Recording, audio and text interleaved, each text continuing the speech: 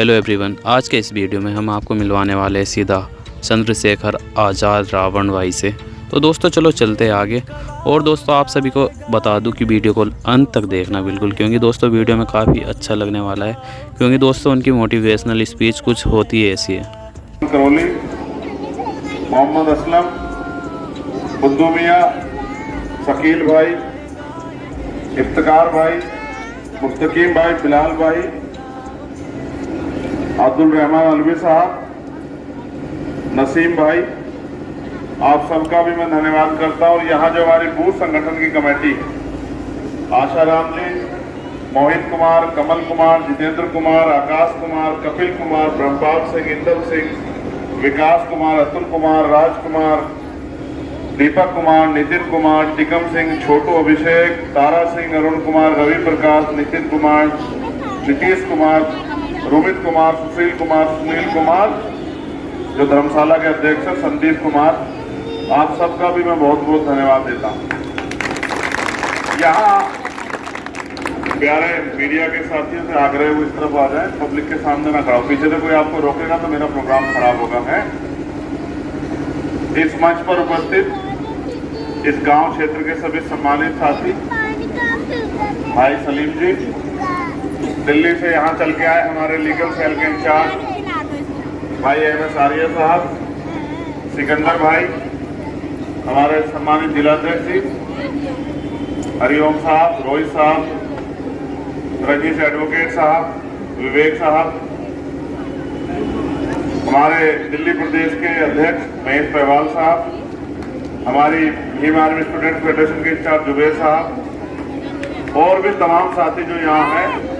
इस क्षेत्र के भी हमारी पार्टी के सम्मानित नेतागण भाई धर्मराज जी, रजत कुमार, भाई भीमसेन हल्दिया जी, भाई रोहित कुमार, आपका भी सबका बहुत बहुत धन्यवाद। और सबसे ज्यादा धन्यवाद ये जो माएँ बहनें बैठी हैं, हमारी दादियाँ, दोनों हाथ उठा के आशीर्वाद दो पहले जल्दी से, दोनों हाथ उठा के, दोनों हाथ, एक हाथ से नहीं, दोनों हाथ उठा के, चलो धन्यवाद। आज मैं आपके गांव में हूँ बस और नगीना लोकसभा में तो मैं पिछले 3 महीने से लगातार गांव-गांव जा रहा हूँ।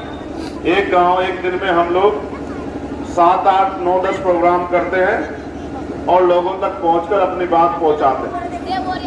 उन बात में सबसे महत्वपूर्ण ये है कि लोकसभा का चुनाव तो आपके यहाँ बहुत बार हुआ है, विधानसभा का चुनाव भी आपके यहाँ बहुत बार हुआ है। आज के जो हालात हैं, वो हालात हमें, अगर आज हमने नहीं समझे तो वो दिन दूर नहीं कि इस मुल्क में, इस देश में वैसे ही हालात हो जाएंगे जैसे आजादी से पहले थे। आज की अपनी बात को शुरुआत करते हुए मैं समय समय पे भारत की धरती पर जन्मे सभी संतों, गुरुओं, महापुरुषों को भी नमन करता हूं। उनको नमन करने का एकमात्र उद्देश्य मेरा यह है कि मैं महापुरुषों के विचारधारा का पालन करता हूं। अभी तो हमारे लोग महापुरुषों को पूज कर ही ये सोच रहे हैं कि उनकी जिंदगी में बदलाव हो जाए, जबकि ये संभव नहीं है। हमें अपने महापुरुषों के विचारों को जानना पड़ेगा और उन विचारों पे चलना पड़ेगा। और जब हम उनके विचारों पे चलेंगे तभी इस देश में हमारी सामाजिक गुलामी, आर्थिक गुलामी जो हमारे ऊपर है, वो आर्थिक गुलामी दूर होगी, सामाजिक गैर बराबरी दूर होगी। सम्मानित साथियों, आप इस क्षेत्र के बहुत ही जिम्मेदार लोग हैं। भाई मीडिया के बंधु, आपने तो आज नुकसान कर दिया, आप ये कुर्सियां ले लो यार, है बहुत मेहरबानी हो जाएगी आपकी, आप कुर्सियां लेके बैठ जाओ। पीछे हो जाओ भाई, आप सब लोग पीछे हो जाओ, पीछे हो जाओ। ये जो लोग बैठे इनको भी देखने दो भाई, ऐसा मत करो, हो जाओ, पीछे हो जाओ। अब उठ के यहाँ मत आओ, बस। बहुत धन्यवाद भाई, दिख रहा है सब लोगों को, ठीक कर देना मैंने काम। हाँ ठीक, बहुत बढ़िया, आप ठीक है भाई उधर वालों? हाँ मैं देख रहा था कि आप लोग उठ के देख रहे हो कि दिख तो रहा नहीं। तो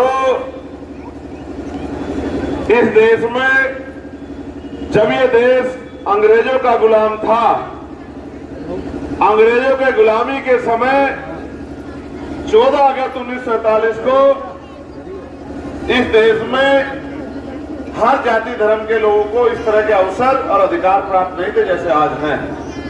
14 अगस्त को हम लोग इस देश में अंग्रेजों के अधीन थे। 15 अगस्त 1947 को देश आजाद हुआ, लेकिन 16 अगस्त 1947 को बहुत अलग तरह के परिवर्तन लोगों की जिंदगी में नहीं हुए। परिवर्तन को इस तरह समझिए कि 14 तारीख को जिसकी जेब में 100 रुपए थे, आजादी के बाद 16 तारीख को भी उसकी जेब में 100 ही रुपए थे। 14 तारीख को जिसपे एक गज जमीन नहीं थी, आजादी मिलने से ऐसा नहीं कि 16 तारीख को उसके पास 100 बीघे जमीन आ गई थी। 14 तारीख को जो नौकरी नहीं करता था, जिसके पास रोजगार उद्योग धंधे नहीं थे, 16 तारीख को भी उसके पास रोजगार नौकरी उद्योग धंधे नहीं आए। असल परिवर्तन इस देश में आया जब 26 जनवरी 1950 को बाबा साहब अम्बेडकर का संविधान इस देश में लागू हुआ, जो संविधान हर तरह की गैर बराबरी को खत्म करता है, चाहे वो धर्म के आधार पे हो, चाहे जाति के आधार पे हो, चाहे वो आर्थिक आधार पे हो। वो संविधान जो मानव को एक समान बनाता, वो संविधान जो मेरे जैसे प्राइमरी स्कूल के हेडमास्टर के बेटे को भी लोकसभा का चुनाव लड़ने की आजादी देता है, और गांव में रहने वाले मजदूर को भी, उसके बच्चे को भी पढ़ लिख के डॉक्टर, इंजीनियर, IAS, IPS बनने की आजादी देता। ये एक इतना बड़ा परिवर्तन हुआ, जैसे हमने सुना कि ये युग आया, वो युग आया, वो युग आया, लेकिन एक ऐसा युग भी आया संविधान का जिससे गरीबों को भी आगे बढ़ने का, पढ़ने का, रोजगार करने का, नौकरी करने का, कुर्सी पर बैठने का अधिकार मिला। याद करो, संविधान से पहले पाल, प्रजापति, कश्यप, सैनी, मौर्य, शाक्य, कुशवाहा, सैन, विश्वकर्मा, निषाद, मल्ला, चमार, वाल्मीकि, पासी, धोबी, कोरी, खटीक का बच्चा कुर्सी में नहीं बैठ सकता था। डॉक्टर, इंजीनियर, IAS, IPS नहीं बन सकता था। तब तो एक ही अधिकार था। आजादी से पहले राजा महाराजा हुआ करते थे और कहते थे कि रानी का बेटा ही राजा बनेगा। रानी के पेट से जो संतान पैदा होती थी वही राज करती थी, बाकी लोग गुलामों जैसा जीवन जीते थे। राजा जो कानून बनाता था, जो उंगली उठा देता था, वही कानून बन जाता था। लेकिन बाबा साहब अम्बेडकर ने रानी का पेट चीर दिया और बाबा साहब अम्बेडकर ने कहा कि आज के बाद राजा बैलेट बॉक्स से तैयार होगा, आपकी वोट से तैयार होगा, आज के बाद रानी का बेटा राजा नहीं बनेगा। दुश्मन भी इस बात को समझ रहा था। जब बाबा साहब ने वोट का अधिकार दिलाया, दुश्मन बड़ा षड्यंत्रकारी है जो लंबे समय से शासन करता आ रहा है, उसके मन में भी ये बात थी कि डॉक्टर अम्बेडकर ने जो व्यवस्था बना दी है, इसके बाद तो इनका गरीबों कमजोरों का राज आ जाएगा, आप राज कैसे करोगे। बाबा साहब ने वोट का अधिकार दिलाया, दुश्मन ने समझदारी से इसका तोड़ निकाला। दुश्मन ने कहा इनके पास वोट है, हमारे पास नोट है, हम इनकी वोट को नोट से खरीद लेंगे। और बाबा साहब लंबे समय तक समझाते रहे, राजकाज उस तरह से नहीं आया, क्योंकि जो वोट तैयार हुआ था उसको दुश्मन पैसे से खरीद लेता। हमारे लोगों के पास पैसा नहीं था और उनको घर चलाने के लिए जरूरत थी। जब जब अपने वोट का प्रयोग करने के बारे में सोचते, दुश्मन 4 दिन 6 दिन पहले आ जाता और ये कहता वोट से क्या बदलेगा, पढ़े लिखे लोग नहीं थे, पैसा ले लो, हमें वोट दे दो। लंबे समय चलता रहा और बाबा साहब समझाते समझाते चले गए।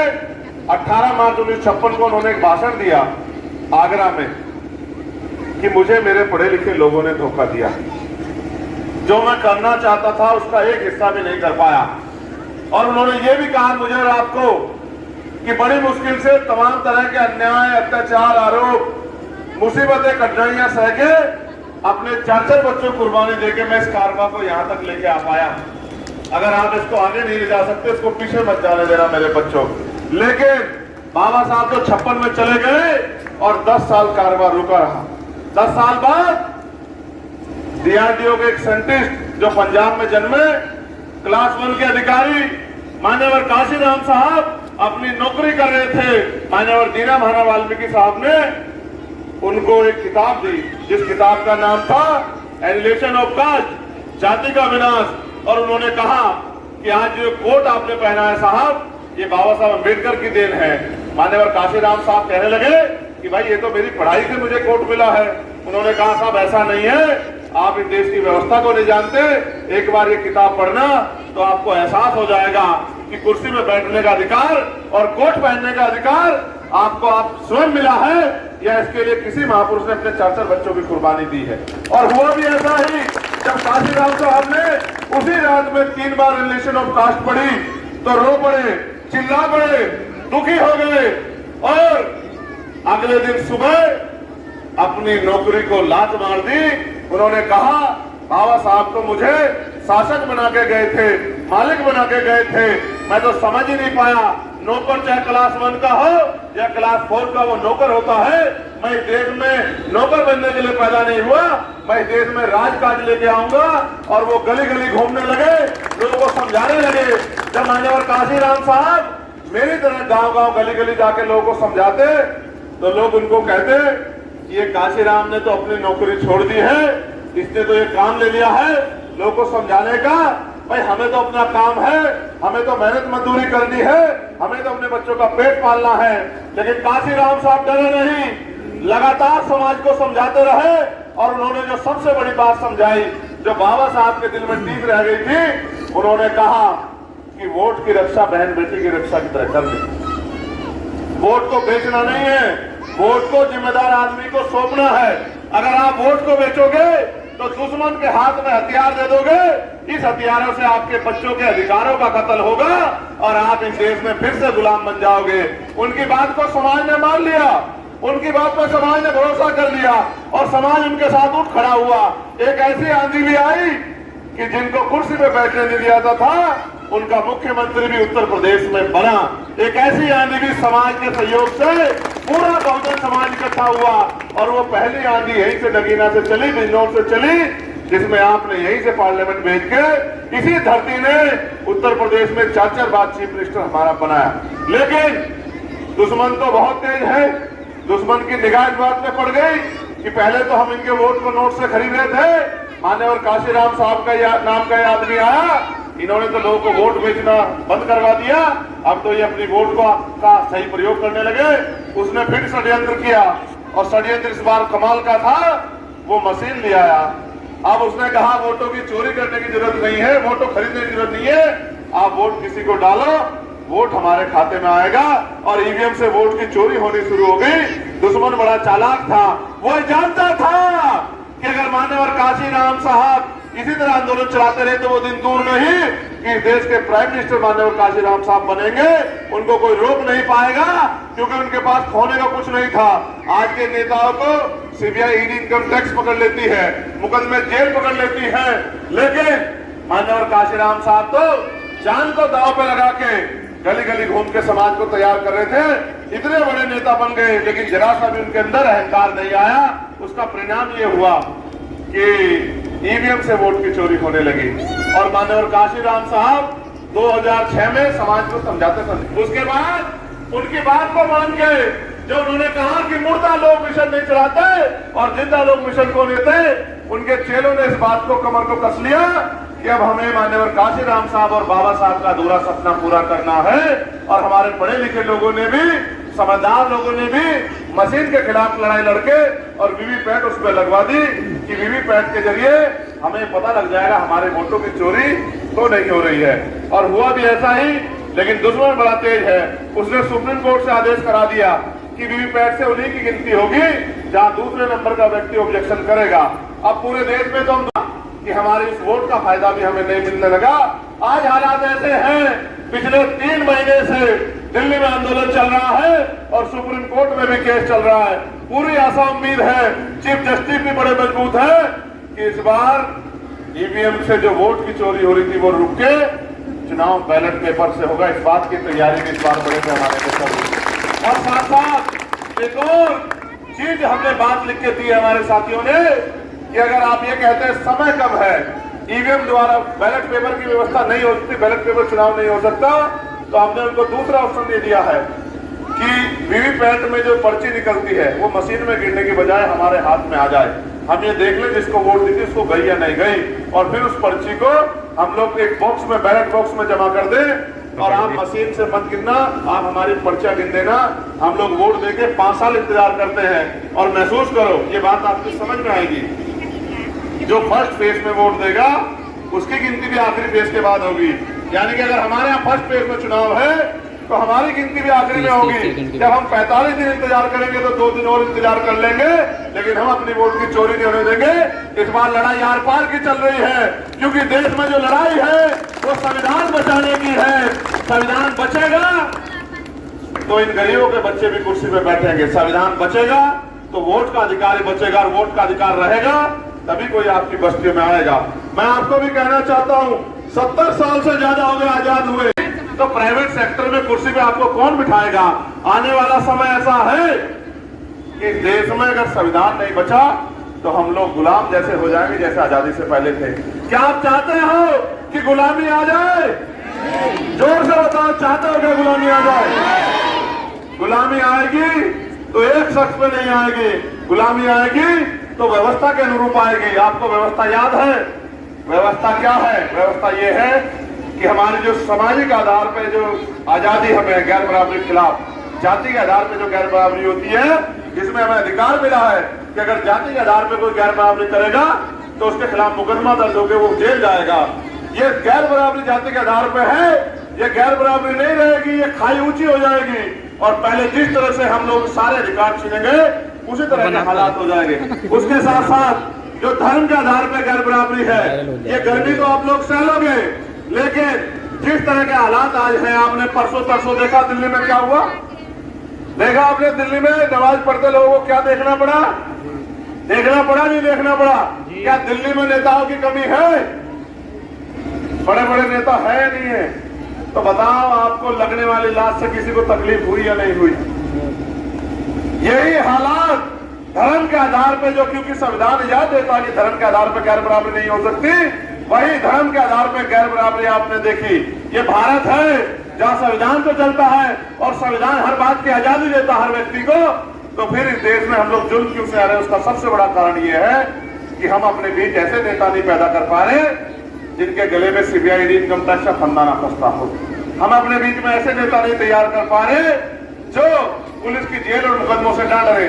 आप ये जानते हैं, आपको याद होगा, मैंने 16 महीने जेल काटी 10/6 की कोठरी में। ये समता जी वाले मेरे साथी मनोज अंतानी मेरे पुराने साथी हैं, ये आते थे मुझसे मिलने, इनको पता है कि 16 महीने 10/6 की कोठरी में मैंने जेल काटी। वो मेरी व्यक्तिगत लड़ाई नहीं थी, समाज के साथ जुल्म हुआ था और मैंने तय किया था कि समाज के साथ कोई जुल्म नहीं होने दूंगा, इसलिए मुझे 16 महीने जेल में रखा गया। मेरे ऊपर एनएसए लगाई गई, नेशनल सिक्योरिटी एक्ट, मैंने कभी उनके आगे घुटने नहीं टेके। फिर मैं जब जेल से बाहर आया फिर लड़ने के लिए चला गया। एक लड़ाई ऐसी थी कि जब दिल्ली में गुरु घर तोड़ दिया गया, वो गुरु घर जो 600 साल पहले एक ऐसा दुर्गढ़ जैसा अपने यहाँ है, ऐसा ही गुरुगढ़ 600 साल पहले सिकंदर लोधी ने वो जगह सतगुरु रविदास जी महाराज को दी थी। हम लोग चुप हो गए, सुप्रीम कोर्ट का आदेश है। हम लोगों ने आंदोलन को धार दी, पूरे पंजाब में, हरियाणा में, उत्तर प्रदेश में घूम घूम के हमने लोगों को तैयार किया और ऐतिहासिक आंदोलन हुआ। 5 लाख से ज्यादा लोग दिल्ली उतरे, पूरे दिन दिल्ली बंद रही और फिर 96 लोगों को हमें जेल भेजा गया। मैंने वो जुल्म भी सहा कि मैं 66 दिन जेल रहा, खूब अन्याय किया गया, लेकिन हमने सुप्रीम कोर्ट को भी, MS आर्य जी यहाँ बैठे हमारे लीगल सेल के हेड भी हैं, उस केस को भी लड़ रहे थे। हमने सुप्रीम कोर्ट से वो जमीन भी वापस ली और सतगुरु रविदास जी महाराज का जो सम्मान था, जो उस हमारे दिल में उनकी रिस्पेक्ट और रिस्पेक्ट को भी अपने कायम रखने का काम किया, उस इज्जत को भी अपने संभालने का काम किया। उसके बाद ही तत्काल में ही NRC जैसा कानून आ गया। NRC जैसे कानून पे भी सीना तान के हम लोग लड़े। हमने जमा मस्जिद से घोषणा की तो जेल चले गए, जेल गए तो खूब लाठियां खाई, जुल्म सहा, दांत तोड़ दिए गए, पैरों के नखून खींचने गए। हम बिल्कुल नहीं हारे, जेल से बाहर आए, पूरे देश में गए NRC के खिलाफ शाहीन बाग बनाने के लिए, हर एक कमजोर मजलूम की आवाज बने, सबको हौसला दिया कि ये मुल्क आपका, हमारा, सबका है, मिलजुल के आगे बढ़ेंगे, बहुजन समाज बनाएंगे। परिणाम ये हुआ, सरकार को कानून डब्बे में डालना पड़ा और जो जुल्म करना चाहते थे गरीबों पे, मजलूमों को, किसानों, मुसलमानों पे, उस पर चुप होना पड़ा। जब किसानों का आंदोलन हुआ हमने उनकी लड़ाई भी लड़ी, जब महिला पहलवानों का आंदोलन हुआ उनके सम्मान की रक्षा के लिए हमने उनकी लड़ाई भी लड़ी। हमने हाथरस जैसा समय भी देखा जब हमारी बहन को मार के कचरे की तरह जला दिया गया और कोई बोलने को राजी नहीं था। हमने हाथरस का समय भी देखा। आज लगातार जुल्म बढ़ रहा है। मैं यहाँ हूँ, मेरे यहाँ रहते आपने देखा सोमेश को किस तरह गोली मार के रामपुर बड़ा मिलक में जो है उसकी हत्या की गई और फिर हापुड़ में महिलाओं पर लाठी भांजी गई। और ये लगातार जुल्म जाति तब तक जारी रहेगी जब तक हम भारतीय जनता पार्टी से वोट की शक्ति छीन के अपने लोगों को ताकतवर नहीं बनाएंगे। पहले नौकरी आती थी, अब नौकरी बाद में आती है, पेपर बाद में आता, पहले पेपर लीक हो जाता है। 69,000 शिक्षक भर्ती में घोटाला किया। पेंशन के नाम पे आपको 500 रुपए दिखाते हैं, विधवा पेंशन के नाम पे, विकलांग पेंशन के नाम पे, वृद्धा पेंशन के नाम पे 500 रुपए में जूते का एक तरफ का जूता भी नहीं आता। ये गरीबों के मजाक उड़ाने वाली सरकार है। वो जानते हैं अगर इनका पेट भर गया तो इनकी वोट को खरीद के या इनको लालच देके इनके ऊपर राज नहीं हो सकता है। वो आपको राशन देते, इस बात को भी समझना पड़ेगा। हमारे लोग समझते हैं कि सरकार हमें राशन देती है, सरकार आपको कुछ नहीं देती। जो कुछ देते हो सरकार को आप देते हो। पहली बात तो वोट की ताकत से सरकार आप बनाते हो। दूसरी बात, एक आदमी निशान पर वोट करो। करोगे नहीं करोगे बताओ? दोनों हाथ उठा के बताओ जो वोट करेंगे। ऐसा तो नहीं कोई पैसे वाले के चक्कर में पड़ जाओगे? पक्का? किसी की बातों में तो नहीं आओगे? चलो बहुत बढ़िया। ये भी देखो जरा, एक बार ऐसे ही सतगुरु जी अपनी बात रख रहे थे, बीच में से एक आदमी खड़ा हुआ, उसने कहा कि सतगुरु जी सुख शांति का जीवन जीने का रास्ता क्या? हम मेहनत करते हैं, मजदूरी करते हैं, खून पसीना लगाते हैं, लेकिन हमारे जीवन में सुख शांति क्यों नहीं है? हमारे जीवन में गरीबी क्यों है? तो सतगुरु जी ने कहा, रविदास मानुष करी बसन लू, सुकर है तो उठाओ, एक सु स्वराज माई दूसरा मरकट खाओ। सतगुरु जी ने कहा भाई सुख शांति के जीवन जीने के दो रास्ते हैं। एक सु स्वराज माई, क्या तो अपना राज हो, या फिर बनने के बाद शमशान घाट कब्रिस्तान में मिलती है सुख शांति, इसके अलावा कोई रास्ता नहीं है। तो राज तो हमारा नहीं है। राज हमारा नहीं तो गरीबी बेबसी कैसे खत्म होगी? लाचारी कैसे खत्म होगी? झुंड जाति कैसे खत्म होगी? फिर उन्होंने सतगुरु जी से पूछा कि सतगुरु जी राज तो उनका भी है, उनके राज में क्यों नहीं खत्म हो रही? तो उन्होंने कहा राज ऐसा आना चाहिए कि ऐसा चाहूं राज में जो मिले सबन्नु अन्न और छोटे बड़े सब संब से रविदास रहे प्रसन्न। कि राज ऐसा होना चाहिए जहाँ कोई ऊंच नीच ना हो, जहाँ कोई छोटा बड़ा ना हो, जहाँ कोई भेदभाव ना हो, जहाँ खाने के लिए अन्न की और तन ढकने के लिए कपड़े की, सर ढकने के लिए छत की और पीने के लिए साफ पानी की परेशानी किसी की जिंदगी में ना हो। किसी कोई बहुत गरीब ना हो, कोई बहुत अमीर ना हो, किसी बहन बेटी का अपमान ना हो, किसी की हत्या ना हो, किसी के साथ झुंड जाति ना हो। ऐसा राज आना चाहिए। उसको उन्होंने नाम दिया बेगमपुरा राज। बेगम का मतलब होता है मनोज भाई बिना गम का राज। बेगमपुरा का मतलब है बिना गम का राज। राज ऐसा होना चाहिए जहाँ किसी की जिंदगी में कोई गम ना। अब वो राज लाएगा कौन? वो राज भी आप ही लोग लाओगे। उसी राज को बाबा साहब अम्बेडकर ने संविधान में लिखा कि धर्म के आधार पे कोई गैर बराबरी नहीं होगी, जाति के आधार पे कोई ऊंचा नीचा नहीं होगा और सबको बराबर के अधिकार रहेंगे। चाहे राष्ट्रपति हो या आम आदमी, सबके सम्मान की रक्षा होगी। कोई किसी पे जुल्म जाति नहीं करेगा। लेकिन संविधान अभी लागू नहीं हुआ पूर्ण रूप से, इसलिए हमें जुल्म सहना पड़ रहा है। इसलिए मैं आपसे अपील करता हूँ, माननीय काशीराम साहब ने कहा जो सहारा देगा वो इशारा भी देगा। और उन्होंने ये भी कहा कि दूध उन जिन लोगों से मुकाबला है वो बहुत पैसे वाले हैं, पूंजीपति हैं, उनको बहुत सारे उद्योगपति मदद करते हैं। आपने देखा अडानी अंबानी किस तरह मोदी जी की सेवा कर रहे हैं। उनके पास साधन संसाधन है, उनका मुकाबला अकेला चंद्रशेखर आजाद नहीं कर सकता। इसलिए मैं आपसे अपील करूंगा कि आप सब लोग चाहे 1 रुपए की मदद करें, लेकिन इस केतली में मदद जरूर करें, जिससे कि आपका भी सहयोग इस आंदोलन में बढ़ जाए। और यहाँ तो सक्षम लोगों की बहुत हिम्मत है। मैं इसलिए अपील करूंगा कि वो अपने तन मन धन से मदद करके इस आंदोलन को कामयाब बनाएं, जिससे कि चंद्रशेखर आजाद सड़क से चल के पार्लियामेंट जाके आपके हितों की लड़ाई पार्लियामेंट में लड़ सके और जालिम का मुकाबला आपसे हाथ मिला के कर सके और जुल्म की बेड़ियां काट सके। बहुत बहुत धन्यवाद। जय भीम, जय भारत, जय संविधान। जो उनको विश्वास दिलाए कि एक एक वोट केतली पर देने का काम करेंगे। आदरणीय प्रधान जी पूरे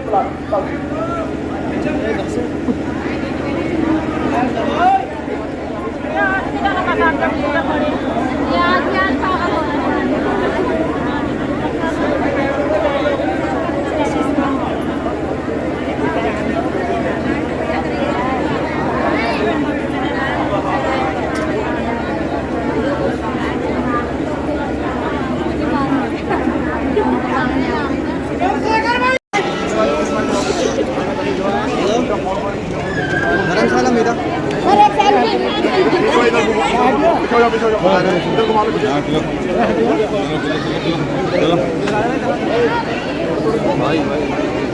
आपको तबीयत ठीक है?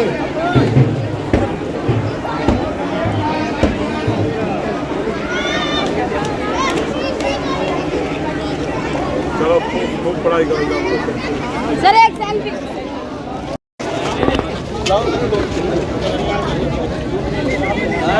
आ जाओ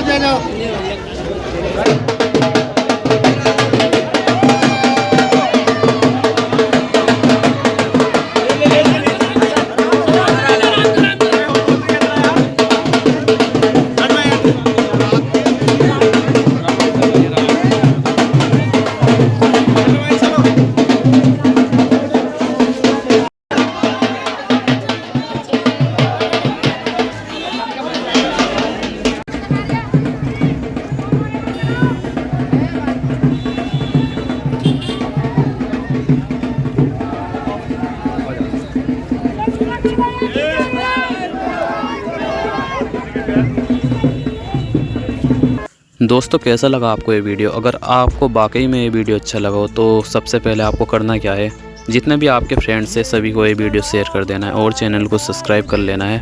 और दोस्तों वीडियो को लाइक करना या ना करना आपके ऊपर बात है। अगर आपको वीडियो अच्छा लगा तो लाइक करना, और अगर अच्छा नहीं लगा तो डिसलाइक कर सकते हो भैया, ठीक है भैया। बाकी सब्सक्राइब कर लेना ताकि आपको आगे वीडियो मिलती रहे। Thanks for watching.